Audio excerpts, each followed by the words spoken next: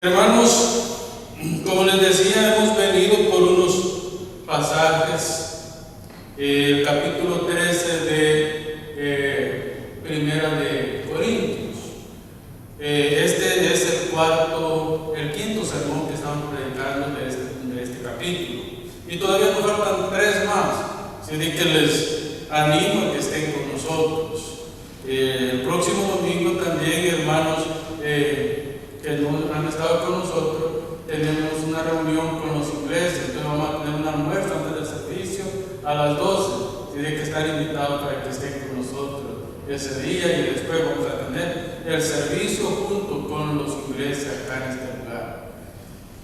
Dicho esto, hermano, vamos a leer solamente 2 versículos en la primera carta a los Corintios, el capítulo 13, versos 8 y 9, y ahí vamos a estar meditando en la palabra del Señor. Lo leemos y dice: el amor nunca dejará de ser, pero las profecías se acabarán y cesarán las lenguas, y la ciencia acabará, porque en parte conocemos y en parte profetizamos. Esos son los 2 versículos que vamos a estar viendo. En su contexto, podemos decir de que hemos estado hablando de los dones espirituales y cómo el apóstol Pablo ha tomado el amor como el fundamento de los dones, no los dones como fundamento del amor, sino más bien el amor como el fundamento de los dones. Y él dice en los primeros versículos: si yo hablase lenguas y tuviera toda clase de don y no tengo amor, soy simplemente un metal que hace ruido. Es como que usted agarra unos platos de batería y los empiece a azotar uno al otro. No saca ninguna música, ninguna melodía, solamente hace ruido con esos platos. Entonces, una persona que tiene dones, pero no tiene amor, es como esos platos. Así los describe el apóstol Pablo. Esos platos que solamente hacen ruido para querer ser oídos. Ahora el apóstol nos está llevando a algo más profundo. Y él nos dice: el amor nunca dejará de ser. ¿Por qué está diciendo esto el apóstol? ¿A qué se refiere con esto? Y si ustedes van más adelante, dice que se acabarán las profecías, se acabará el don de ciencia, se acabarán los milagros, se acabará hasta la predicación, pero el amor pasa a la eternidad. ¿Cuál es la razón por la que el apóstol Pablo está diciendo eso? La razón principal es porque yo les he venido diciendo algo muy importante: Dios no ama. Y a veces cuando yo enseño el curso de teología propia en el seminario, comienzo con eso: ¿es Dios amor o Dios ama? Casi todos los estudiantes que tengo cometen el error de decir que Dios ama. Sí, pero ¿por qué ama Dios? Dios no ama solamente por amar. Dios ama porque Dios es amor. Por eso es que la esencia de la bondad, la misericordia, las profundidades del conocimiento de Dios están prácticamente sumergidas en ese atributo comunicable, pero a la vez incomunicable de Dios. ¿Por qué comunicable? Porque nosotros amamos también. Dios nos ha puesto la capacidad de amar en nuestro ser. Pero, y es un pero grande, con una coma grande, pero nosotros amamos por limitación y por interés muchas veces. Pero Dios ama desinteresadamente y ama absolutamente toda su creación. Entonces, cuando nosotros ponemos en la balanza el amor de Dios versus el amor de nosotros, la balanza se va y toca el piso. Porque el amor de Dios trasciende todo lo que nosotros entendemos de amor. Hay gente que compara el amor de Dios como el amor de un padre hacia su hijo, pero no hay manera de medir ese amor en esa comparación, porque va mucho más allá de eso. Por eso es que el tema que tenemos hoy es la perseverancia del amor. perseverancia del amor. ¿Por qué? Porque lo leemos en el verso 8. El amor nunca dejará de ser. ¿Se da cuenta lo que significa esta frase? El amor nunca dejará de ser. ¿Por qué? Porque aunque Dios haga descender del cielo la nueva Jerusalén, un nuevo mundo, un nuevo universo, Él sigue siendo Dios y su amor es el atributo que mejor lo define a Él como Padre Celestial. Por eso es que el apóstol Pablo nos está diciendo, el amor nunca dejará de ser, porque por amor Cristo vino a la cruz, por amor Cristo se entregó, por amor el Padre envió a su Hijo, por amor el Padre sacrificó a su Hijo en la cruz. Pero lo más grande es que ese amor nos envolverá completamente en el día de la redención. Completamente, no dejará ningún espacio para nosotros. Por eso, hermanos, cuando nosotros hacemos una comparación del amor de Dios con el amor humano, tenemos que entender que el amor de Dios es puro, puro. Hay una pureza que va mucho más allá de la santidad. Sí, porque la santidad define la pureza de Dios, pero la pureza define el carácter de Dios, como Dios nos ama. Hermanos, de un corazón puro no pueden salir malos pensamientos. De un corazón puro no pueden salir malas intenciones.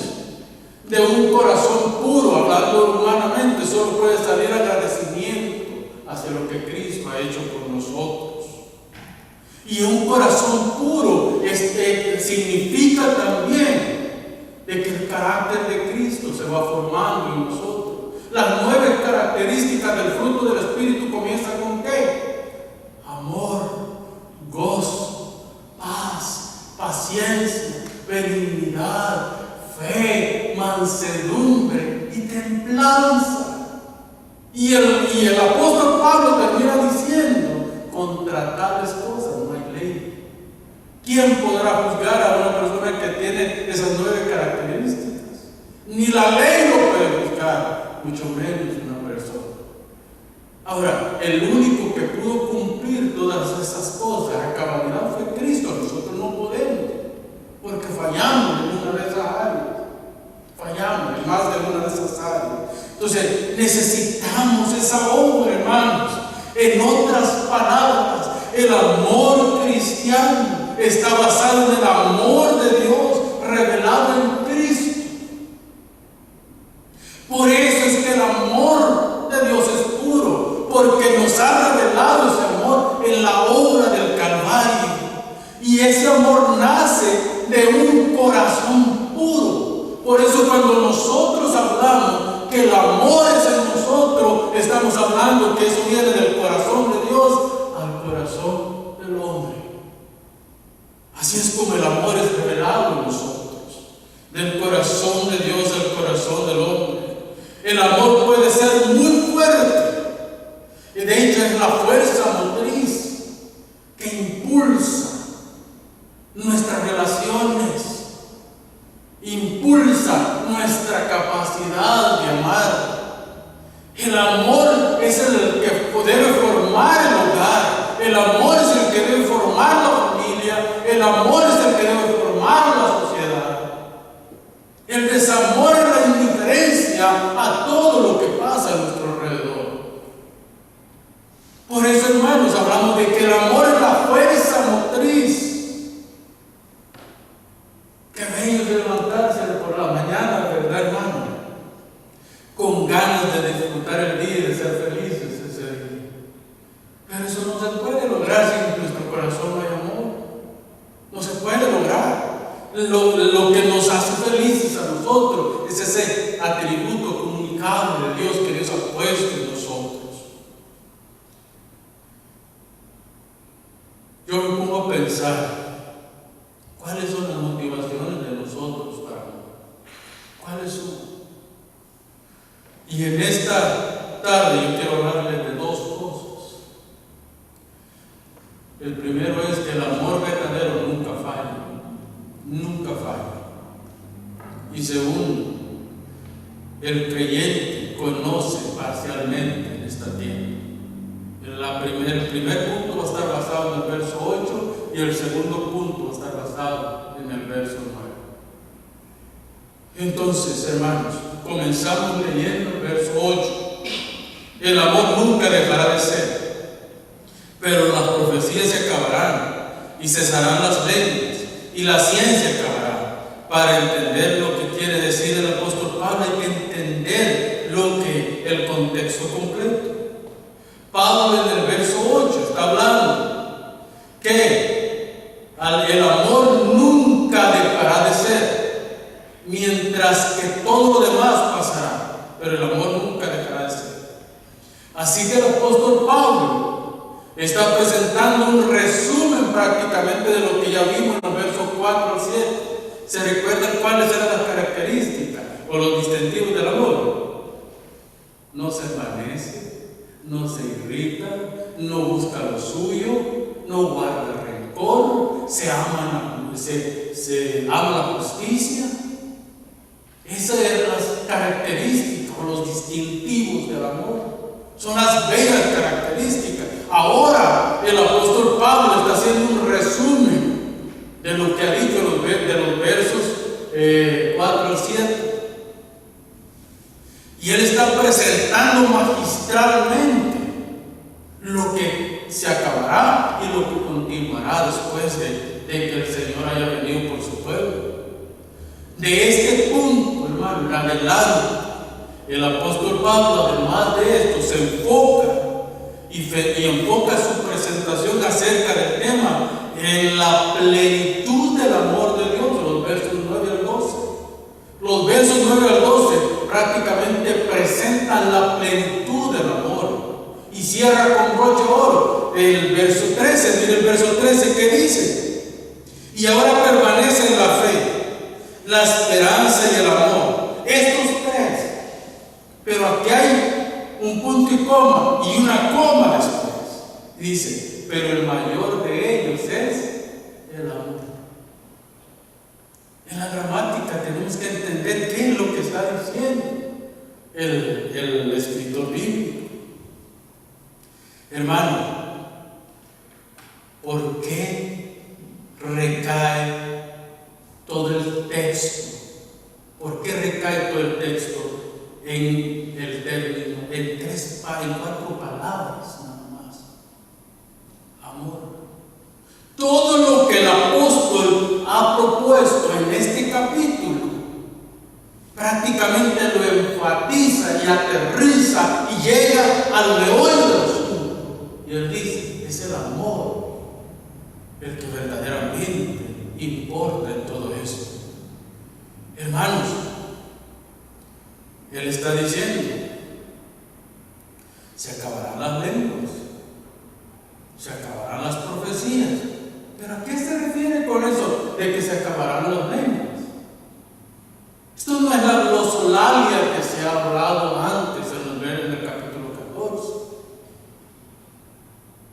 Usted sabe que el Seminario Internacional de Miami está alrededor de 70 países del mundo, con aproximadamente 30 idiomas diferentes. Sin embargo, en estos 70 países del mundo se ha calculado que por lo menos hay 60 idiomas diferentes que se hablan. Basta solamente ir a Guatemala para darse cuenta que uno en las etnias indígenas, uno puede ver que hay cachiquel, que hay quiché, que hay mam, que hay cajolá, en fin, una serie, que esos son los idiomas principales. Cuando se habla de idiomas y de dialectos hay una diferencia. Los idiomas son aquellos que ya tienen un diccionario, ya tienen escritura, ya pueden escribir. Los dialectos son aquellos que solamente son orales, no tienen ni diccionario, no tienen nada, no pueden escribir ese idioma. Entonces, estos son los idiomas principales de Guatemala, además del español, ¿verdad? Que hay ya hasta Biblias traducidas a su idioma natal, pero entre ellos hay una infinidad de dialectos. O sea que si usted quiere hacer misiones transculturales, Guatemala, suficiente ir a Guatemala para hacer esas misiones. Pero lo que está diciendo, se acabarán los idiomas. No está hablando de lo que muchos grupos evangélicos creen, de ese balbuceo. Eso, hermanos, eso se terminó cuando el canon se cerró. Ahora hay idiomas. Y si usted ve en la escritura del apóstol Pablo, y no lo voy a tocar porque eso viene en el capítulo 14 de 1 Corintios, donde el apóstol Pablo hace énfasis que si una persona habla en otro idioma, es necesario que haya un traductor. Entonces eso nos enseña a nosotros que no era una simple glosolalia, que era un idioma que se estaba hablando y se necesitaba interpretar. El próximo domingo vamos a ver eso. Va a haber un traductor en este lugar. Yo voy a predicar en español y alguien va a traducir al inglés para los hermanos ingleses que van a estar acá. ¿Por qué? Porque qué chistes tiene que venga un inglés a sentarse ahí a oírme predicar en español. No tiene ningún chiste. Entonces, todo eso es lo que se está presentando en estos pasajes. Hermanos, el énfasis del apóstol Pablo recae en lo imperfecto que nosotros somos ahora. Mas cuando venga lo perfecto, esto imperfecto pasará. Esto que vemos hoy es efímero, es temporal, no es para siempre. Pero cuando venga lo permanente, cuando sea manifiesto lo perfecto, todas las cosas que son imperfectas van a ser cambiadas por la perfección. Por ejemplo, en el cielo se va a hablar un solo idioma. No habrá necesidad de que las personas, yo no sé cuál va a ser, espero que sea español, así no tenemos que aprender otro idioma. Aunque yo creo que sí el español va a ser, porque es el idioma más bello del universo. Pero no sabemos cuál idioma va a ser, pero va a ser un solo idioma. Y todos lo vamos a entender sin ningún problema. Recuérdense que el problema de los idiomas está en la Torre de Babel. Ahí es donde se comienza el problema de los idiomas. Pero no vamos a hablar de eso porque eso es otra cosa. Lo que tenemos que ver hoy es el amor jamás dejará de ser. Pasarán las lenguas, pasará la profecía, pasarán los milagros, pasará todo lo que tiene que pasar, pero el amor permanece para siempre. Hermanos, lo memorable y sublime del amor es su perpetuidad. ¿Sí? Nunca dejará de ser. Al pensar en Cristo, no hay otra respuesta más que reconocer su gracia y bondad y amor mostrado para con nosotros. Su sangre vertida en el Calvario es la revelación más grande del amor que nosotros jamás hemos podido experimentar. Así que hermanos, así como el Evangelio fielmente expuesto jamás ha fallado. ¿Ustedes han visto alguna vez que el Evangelio haya fallado? El Evangelio jamás falla. Jamás ha fallado el Evangelio. Los evangélicos fallamos, pero el Evangelio jamás ha fallado. Es lo único de valor en esta tierra. Ese Evangelio fielmente expuesto desde el púlpito, ese Evangelio el que transforma el pensamiento, transforma el corazón, transforma nuestra actitud, transforma nuestro ser, y nosotros somos conformados a la imagen del verdadero hombre perfecto, Cristo Jesús. Ahora ese es un proceso que llevamos nosotros. Así que hermanos, el Evangelio fielmente expuesto jamás ha fallado.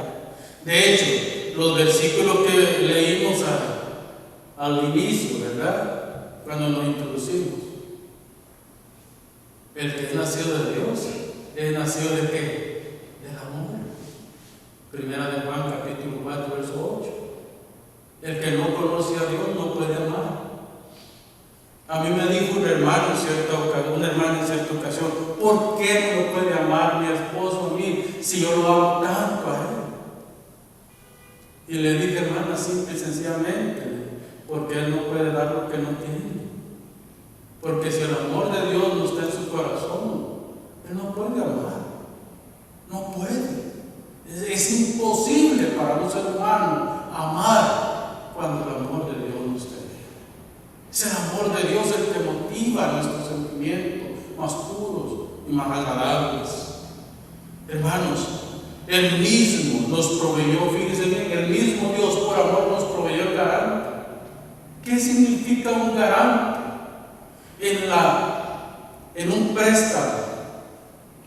En un préstamo que nosotros hacemos, nosotros necesitamos, el banco siempre nos va a pedir un garante, una garantía de que si yo no pago ese fulano que fue mi garante, tiene que pagar por mí. Nosotros no le pedimos a Cristo que fuera nuestro garante. El Padre nos dio a Cristo para ser nuestro garante. Y en esa garantía, Cristo es nuestro sustituto. ¿Se dan cuenta cómo las doctrinas se conectan una con otra? Cristo es nuestra garantía en el amor, en la santidad, en las perfecciones, pero también es nuestro sustituto. ¿Pero sustituto en qué? Sustituto en el pecado. Él se hizo maldición para que nosotros fuéramos hechos bendición delante del Padre.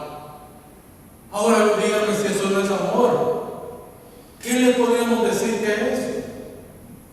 Él entregó su vida por nosotros. Jesús es nuestro sustituto. Y en esa sustitución, Él llevó nuestro pecado y lo presentó delante del Padre. Y ahora cuando el enemigo, nuestro acusador, dice, mira Rosa, mira cómo ha pecado. Y dice que es cristiana. Sí, dice Cristo, pero yo clavé los pecados de esa mujer en la cruz del Calvario. Ella es hija tuya porque yo la salvé. ¿Y el Padre a quién oye? A Cristo, a su Hijo. Y el Padre nos declara sin culpa. Nos declara sin culpa. Por eso es que nosotros creemos en un sacrificio perfecto de una vez y para siempre. Cristo no vuelve a la cruz ni nunca más, porque Él estuvo en nuestro lugar una vez y para siempre. Hermanos amados, el amor elimina la indiferencia, el egocentrismo y nos enseña un camino de perdón y de gracia. Eso es lo que nos enseña el amor. Además de eso, nos establece en un reino de paz, en un reino de bondad, en un reino de fe, en un reino de estabilidad, en un reino de esperanza. Eso es lo que hace el Calvario en nosotros. Porque por amor Él se entregó. Y en amor Él entregó su vida. Todo lo creado es temporal, hermanos. Todo lo creado es temporal. Hoy tenemos todavía la iglesia que pone gran énfasis en los dones. Sí, hay muchas iglesias que ponen un énfasis increíble en los dones. Sin embargo, se olvidan de algo mucho más importante: el amor, la misericordia, la santidad. Y la santidad que ellos profesan es una santidad superficial, donde se deben de peinar de tal manera, se deben de vestir de tal manera, donde deben de caminar de tal manera, esas son obras de la carne, esas no son obras del Espíritu, porque el amor de Dios nos ha sido revelado cuando nosotros tenemos que sacrificar nuestra carne todos los días. ¿Para qué? Para la gloria del que nos llamó. Todo es temporal, hermanos. El apóstol Pablo continúa asegurándole a los corintios que no se aferren a las cosas de este mundo, ni siquiera al don de lengua, que era lo que más amaban ellos, porque les da estatus a los corintios. Yo hablo en lengua, así que. Y así era, se pasaban los domingos peleándose los unos con los otros por quién era el que tenía el mejor don. Y sacaban el pecho y se volvían súper arrogantes. Y el apóstol Pablo les dice: ignorantes, que ustedes lo que hacen lo hacen por arrogancia, mas sin embargo, si lo hicieran por amor, entenderían que lo más importante es la misericordia y la bondad, cosa que los corintios no tenían. Y si no lean el capítulo 11 de 1 Corintios, que hasta el apóstol Pablo tiene que establecer límites para la cena del Señor, porque incluso están abusando de la cena del Señor, porque los ricos se daban la gran vida y comían grandes manjares, mientras los pobres estaban ahorcados, que no podían ni siquiera participar de la mesa del Señor. Esos eran los corintios. ¿Han identificado alguna iglesia parecida a este tiempo? Porque yo conozco varias. Voy a limitar los nombres para no meterme en líos legales también, ¿verdad? Hermanos, los dones son para la edificación de la iglesia, no para la destrucción de la iglesia. Y los dones tienen que ser ejercidos en base al amor de Dios. Por eso dice, la profecía se acabará. Y la profecía que está hablando son las predicciones que estaban antes de que el canon fuera cerrado. Pero cuando el canon se cierra, cuando la Biblia se completa, cuando a la iglesia se le es entregado el Apocalipsis, se cierra el canon y no hay más profecía como predicción. ¿Sí? Ahora la profecía la tenemos escrita. Esta es la profecía. Y hacemos bien y debemos de tener un especial cuidado para llamar a los pastores y misioneros que van a abrir esa palabra, porque esa es la profecía de Dios y tiene que ser interpretada esa profecía de acuerdo al contexto en el que fue escrito. Nosotros no podemos inventarnos nada. Ya la profecía fue dada, ya la palabra de Dios fue dada, y debemos de sacar desde dentro del texto el mensaje para exponerlo al pueblo de Dios. El que hace mal exégesis, el que hace una interpretación errada de las Escrituras, está metido en serios problemas con Dios. En serios problemas. Entonces la profecía se cerró. Y el término griego que el apóstol utiliza acá, tanto para profecía como para la lengua y la ciencia, es el mismo término griego, que en su sentido original, este término significa algo que caducó, algo que ya no tiene continuidad. Si ya caducó, ¿qué significa que caducó? Significa que se terminó, llegó a su fin. No hay más. Entonces, hermanos, la profecía acabará. Ahora pensemos en la profecía como algo futurista. Ahora, yo lo que estoy haciendo es exponer la profecía bíblica, porque ya hice un estudio del texto. Pero ¿qué es lo que significa esto? Que también lo que yo estoy haciendo hoy va a terminar un día. Y ese día es el día de la glorificación, cuando el Señor regrese por su iglesia. Entonces terminará la predicación. ¿Por qué terminará la predicación? Porque Dios dice, sembrará, es el término que se utiliza en el hebreo. Dios implantará su conocimiento en el corazón y en la mente de las personas. Sembrará, plantará su conocimiento en nuestros corazones y en nuestra mente, y no necesitaremos maestros. Capítulo 31 de Jeremías y Hebreos capítulo 10. No tendremos necesidad de maestro, porque Él será nuestro maestro. Él será nuestro maestro. Entonces, en ese sentido, la profecía terminó cuando se cerró el canon, pero se terminará cuando en la segunda venida del Señor se cierra. Y de esta manera también las lenguas. De esta manera se acabará la lengua. De esta manera el conocimiento también se acabará. ¿Por qué? Porque ahora conocemos en parte. ¿Ustedes creen que el capítulo 29, verso 29 de Deuteronomio está propuesto en la Biblia?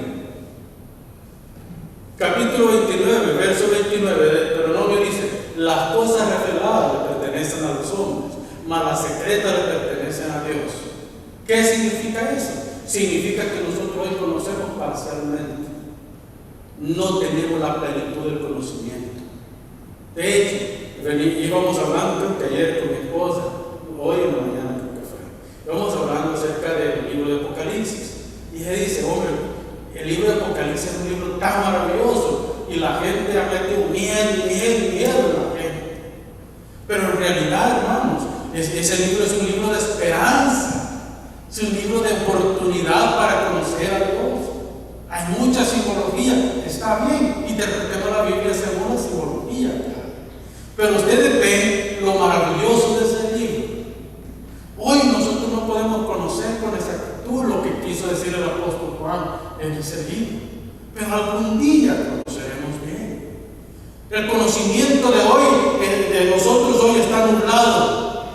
Es como cuando uno se pone un lente muy oscuro o se pone un trapo transparente que ve como no bien, sino que ve a través de su transparente. Eso así se ve en las escrituras. Y por muy pesado que nosotros hagamos una interpretación bíblica, siempre nos van a escapar detalles en el texto. Por eso necesitamos volver al texto y ayudarnos con otros hermanos que son más versados que nosotros en las escrituras. ¿Por qué? Porque el conocimiento de nosotros hoy está limitado. Imaginen que Albert Einstein, el intelectual más grande que ha dado la humanidad, desarrolló el 3% de sus capacidades intelectuales. Yo le pregunto al Señor, ¿cuánto desarrollo yo? Tal vez será el 0,0001%. Pues imagínate comparado con Einstein. ¿Quién soy yo, verdad? Entonces, cuando uno ve esas cosas, se da cuenta de que hay personas que tienen más capacidad que otros. Pero al final todos tenemos un límite. Todos. Y yo hasta llego a creer que, aunque el Señor restaure completamente nuestro estado, el estado que era Adán antes de la caída, yo creo que todavía van a haber algunas cosas que no las vamos a entender bien. ¿Sabe por qué? Porque Dios es ilimitado en todo su ser, mientras nosotros como criaturas tenemos que tener límites. Debemos de tener límites. Entonces el conocimiento, la lengua, la profecía, todo caducará. Así como ya caducará en el futuro. Sin embargo, hay algo que nunca caducará. Es el amor. La pregunta es, ¿ustedes aman de verdad? ¿Qué les motiva a ustedes a amar? ¿Qué les motiva? Porque yo me he hecho esa pregunta todo el día. Terminé este sermón el día viernes y desde el viernes me estoy preguntando ¿hasta dónde está el amor de Dios en mi corazón? ¿Hasta dónde? No me lo he contestado todavía, se lo confieso. Hermanos, el creyente, me lleva al segundo punto, el creyente conoce parcialmente. Dice, porque en parte conocemos y en parte profetizamos. Dos puntos importantes. Y aquí el apóstol Pablo pasa de explicar que la profecía caducó, de que el conocimiento es parcial, a decirnos a nosotros prácticamente que nosotros no tenemos el mensaje completo, no lo tenemos, porque somos seres limitados. Y aquí es donde tenemos que aplicar nosotros Deuteronomio 29:29. ¿Sabe cuál es el problema de muchas iglesias hoy en día y de muchos ministros hoy en día?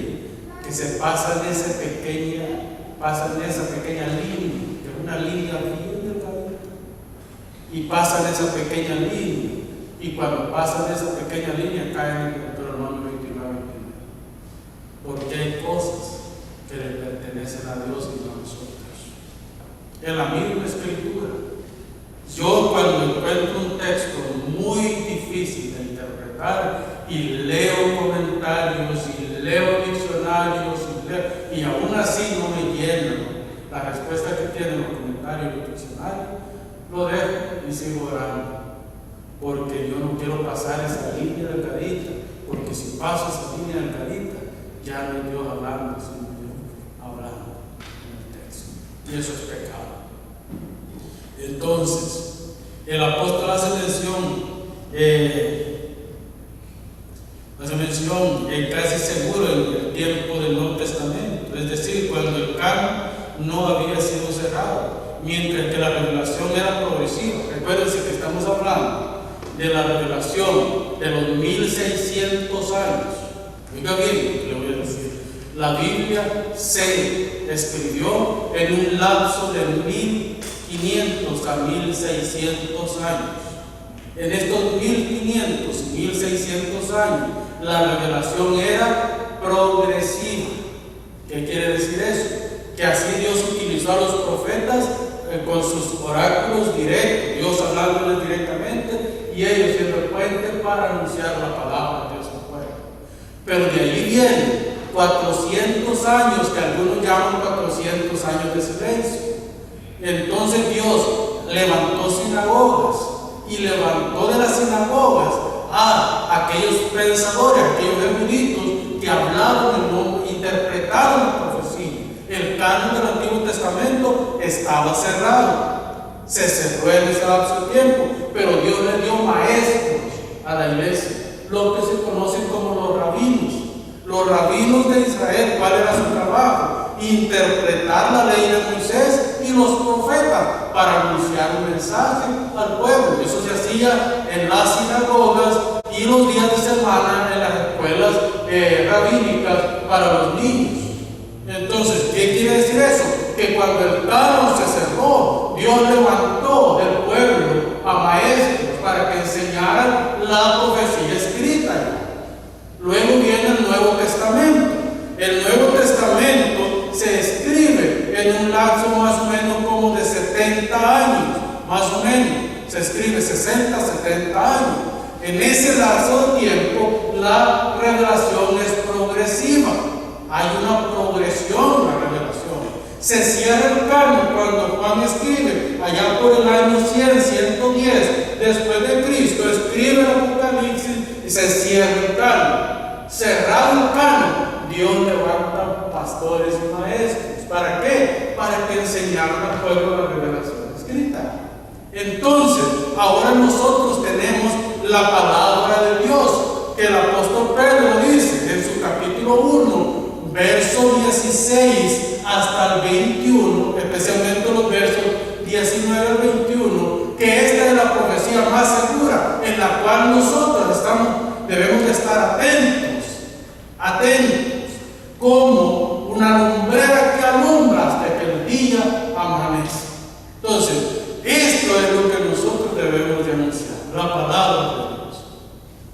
Ahora, por casi 2000 años, el Señor sigue levantando pastores, el Señor sigue levantando maestros, el Señor sigue levantando evangelistas. ¿Para qué? Para que interpreten las Escrituras y le traigan al pueblo el conocimiento de Dios revelado, ya quitado el velo para presentárselo a ustedes. Hermanos, si en una iglesia no se está siguiendo ese hilo, salga de ahí.